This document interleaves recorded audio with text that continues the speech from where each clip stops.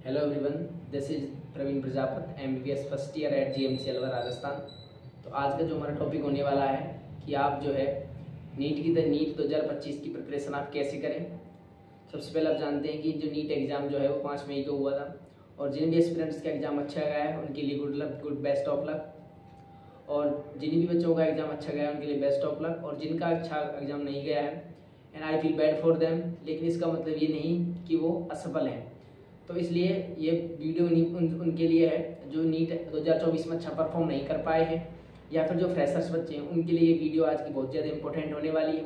इस वीडियो में आज मैं बात करूंगा कि आप ऐसी कौन सी गलतियां हैं जिनको आप ना करें, जिससे आप नीट 2025 में अच्छा परफॉर्म कर पाएँ और आप अपने इस ड्रीम मेडिकल कॉलेज को ले पाएँ।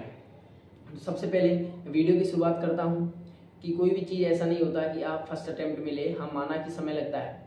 तो यदि आपका फर्स्ट अटैम्प्ट था नहीं हुआ कोई फ़र्क नहीं पड़ता, सेकंड अटैम्प्ट हो, थर्ड अटैम्प्ट दे रहे हो तो भी कोई फ़र्क नहीं पड़ता, लेकिन आपके अंदर ये जुनून है, करने के लिए आपके अंदर जुनून है तो आपको सफलता अवश्य मिलेगी। मेरी बात करता हूँ तो मेरा जो फर्स्ट अटैम्प्ट में मार्क्स आए थे वो 513 थे। उसके बाद मैंने सेकेंड अटैम्प्ट दिया था तो मेरे मार्क्स 636 आए थे और I am in now GMC Alwar Rajasthan. तो मेरे कहने का मतलब है आप ऐसी कौन सी गलतियाँ हैं जिनको आप ना करें। उन गलतियों में सबसे पहले आता है कि आप जो हैं सबसे पहले आप बेस्ट चूज कोर्स करें। कि आप सबसे पहले तो आप चाहे ऑनलाइन पढ़ रहे हो या ऑफलाइन पढ़ रहे हो उससे कोई फ़र्क नहीं पड़ता, लेकिन आपके पास कंटेंट जो है वो अच्छा होना चाहिए।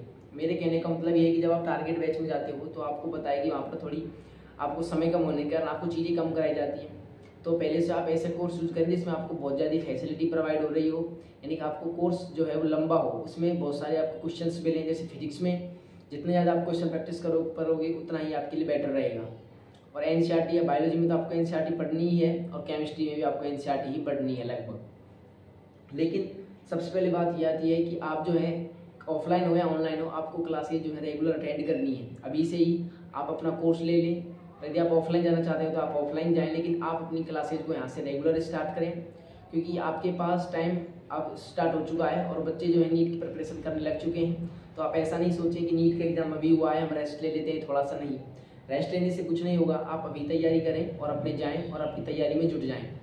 सबसे पहले है कि आपको रेगुलरली क्लासेज लेनी है। सेकेंड थिंग इज़ दैट कि आपको जो है आपकी इन क्लासेज में आपको बिल्कुल भी आपको लापरवाही नहीं करनी है। कैसा नहीं आज की क्लास नहीं, ये टॉपिक तो मुझे आता है, इस टॉपिक को मैं नहीं पढ़ूंगा, ऐसा नहीं। जो टॉपिक आपको आता है नहीं आता आपको क्लासेज जो है पूरी लेनी होगी। And the next thing is that कि आपको जो है पेपर, आप जो टेस्ट है वो आप दे रहे नहीं दे रहे हो। हम जानते हैं कि ऑनलाइन हो या ऑफलाइन हो टेस्ट जो होते हैं हर 15 डेज में 15 दिन में आपको पता लगते रहते हैं। तो आप माइनर टेस्ट को दीजिए और अपने आपको एवेल्युएट कीजिए, और जो भी आपसे टेस्ट में गलती हो रही है उन टेस्टों को आप घर जाकर उसी दिन, संडे को आपको पता संडे को नॉर्मली टेस्ट होता है, तो आप संडे को ही आकर उसी दिन उन गलतियों को आप स्वीकार करें और उन गलतियों को तुरंत ही एक अपने लिए एक बड़ी सी कॉपी बनाएं, जिस कॉपी में आप जितने भी टेस्ट दोगे पूरे साल जितने भी टेस्ट दोगे और उन टेस्टों में जितने भी आपके क्वेश्चन सब जो क्वेश्चन गलत हुए हैं उन गलत क्वेश्चनों को आप लिखोगे और उनके आंसर्स को लिखोगे और तो आप उसमें आप बेहतर रिजल्ट पाएंगे। और सब चैप्टर को बिल्कुल क्रिस्टल क्लियर मान लीजिए यदि आपने ये चीज़ कर ली तो आप बिल्कुल समझिए कि आपका चैप्टर बिल्कुल क्रिस्टल क्लियर हो गया। And the next thing is that कि आप बुक्स कौन सी लें। सबसे पहले मैं बात कर लेता हूँ नॉर्मली कि आप फिजिक्स में क्या सॉल्व कर रहे हो। फिजिक्स में आपको पता है मॉड्यूल्स होते हैं, सब कोचिंग के मॉड्यूल्स होते हैं। मैं मेरी पर्सनली बात करूँ तो मैंने जो कोचिंग पहले CLC से की थी, उसके बाद सेकेंडरी मैंने फिजिक्स वाला से की थी। तो मैंने मॉड्यूल्स में फिजिक्स में कोई ध्यान नहीं दिया था, मॉड्यूल्स में नहीं पढ़े थे। फिजिक्स में मैंने एक ही बुक सॉल्व की थी और जो हमें CLC में भी प्रोवाइड कराई गई थी, उन्होंने कहा था कि आप ये बुक ले लीजिए।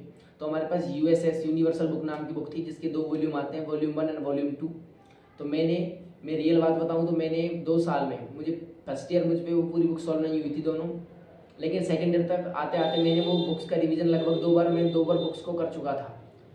उस बुक्स में आपको जो है बढ़िया एकदम कंटेंट है। उस बुक्स में आपको PYQs मिलेंगे पूरे। उस PYQ आपको हार्ड लेवल के PYQ, चाहे वो मिड लेवल के हों चाहे वो बिल्कुल हल्के PYQ हों, वो भी आपको मिलेंगे। यानी कि आपको उसमें JEE मेन तक के क्वेश्चंस भी मिल जाएंगे और आपको नॉर्मली PMT जो स्टेट वाइज PMT होती है उसके क्वेश्चंस भी आपको मिल जाएंगे। यानी कि उसमें क्वेश्चंस बहुत सारे हैं, एक चैप्टर में आपको 400 300% देखने को मिलेंगे। बायोलॉजी में तो आपको पता है बायोलॉजी में आपको NCERT पर ही फोकस करना है। आपको बताया कि आपकी बार आपने पेपर देखा होगा, उस पेपर में बहुत सारे क्वेश्चन मैच द फॉलोइंग आए थे। तो मैच द फॉलोइंग इतने कठिन नहीं होते और आपको स्टेटमेंट पर फोकस करना है और मैच द फॉलोइंग देखने हैं। मेनली MCQs करने हैं आपको और NCERT पढ़नी है। और केमिस्ट्री में भी आपको स्टेटमेंट पर फोकस करना है और आपको NCERT की केमिस्ट्री जो है वो भी बिल्कुल घोट के आपको पी लेनी है, मतलब आपको याद कर लेनी है। फिर नेक्स्ट चीज़ आती है कि आपको डिसिप्लिन मेंटेन रखना है, यानी कि आपको पूरी साल मेहनत लगातार करनी है, कंटिन्यूस करनी है। मैं ये नहीं बोल रहा कि आप 8-8, 9-9 घंटे पढ़ो क्लासेज के बाद। यदि आप क्लासेज के बाद 4-4, 5-5, 6-6 घंटा भी आप रेगुलर पढ़ते हो तो भी आपका सिलेक्शन हो जाएगा, लेकिन वो रेगुलरिटी ज़रूरी है। आप उसमें ऐसा नहीं कह सकते कि आज मैं नहीं पढ़ रहा कल पढ़ लूँगा। आपको रेगुलरिटी मेंटेन करके चलनी है और आप उसमें एक बेहतर इंप्रूवमेंट ज़रूर पाएंगे। And the next thing is that कि आपको जो है आपके डाउट तुरंत क्लियर होनी चाहिए, यानी कि आप चाहे ऑनलाइन हो चाहे ऑफलाइन हो। आप तो जानते हैं ऑनलाइन में भी डाउट इंजन्स आ चुके हैं।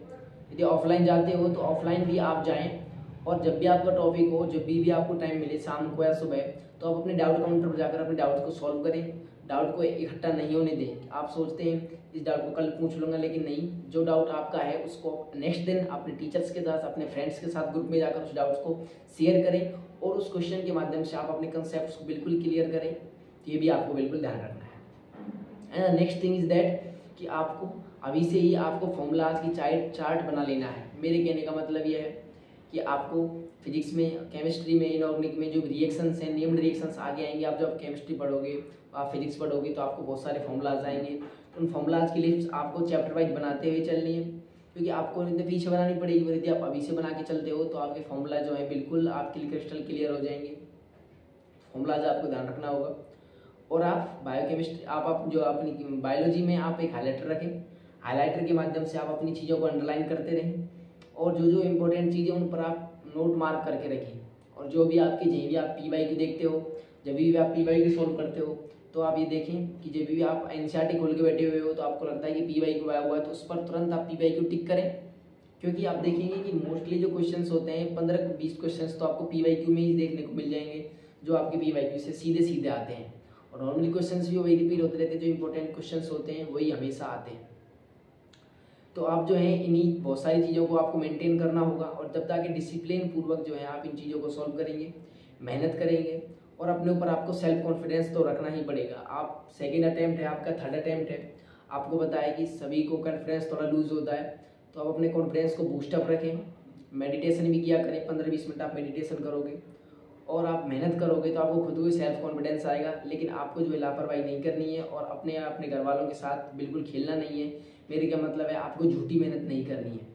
यदि आप चाहते हैं कि मुझ पे नहीं हो रहा तो आप उसको पहले ही छोड़ दें, लेकिन यदि आप नहीं करोगे तो आपकी साल बर्बाद होगी और आपके घर वालों को पैसा लगेगा, पैसा तो लगेगा और आपकी आपके खुद की नज़रों में आपकी सेल्फ रेस्पेक्ट भी गिर जाएगी। तो मेरे कहने का मतलब यही है, आप लगातार मेहनत करें, अनुशासन रहें और अपनी सपनों को ज़रूर साकार करें।